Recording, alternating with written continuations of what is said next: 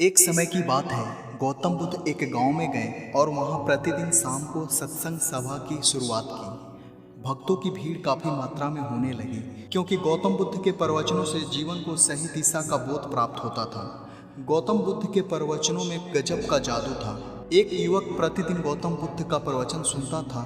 एक दिन जब प्रवचन समाप्त हो गया तो वह युवक गौतम बुद्ध के पास आकर बोला, भगवान, मैं काफी दिनों से आपका प्रवचन को सुन रहा हूँ, किंतु यहाँ से जाने के बाद मैं अपने गृहस्थ जीवन में वैसा सदाचार नहीं कर पाता जैसा कि यहाँ से सुनकर जाता हूँ। इस कारण मुझे सत्संग के महत्व पर अब शंका होने लगी है।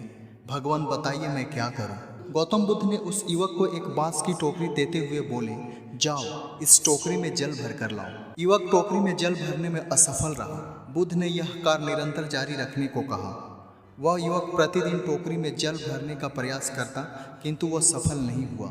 कुछ दिनों बाद गौतम बुद्ध ने उस युवक से पूछा, इतने दिनों में टोकरी में लगातार जल डालने से क्या फर्क पड़ा। युवक बोला, भगवान, एक फर्क नजर आया है। पहले टोकरी के साथ मिट्टी जमा होती थी, अब वह साफ दिखाई देती है, कोई गंदगी दिखाई नहीं देती और इसके छेद पहले जितने बड़े नहीं रह गए हैं, वे बहुत छोटे हो गए हैं।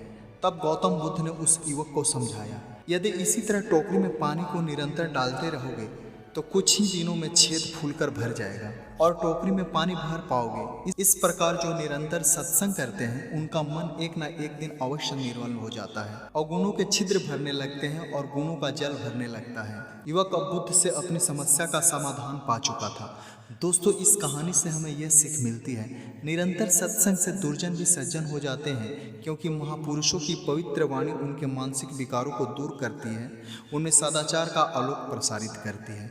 धन्यवाद।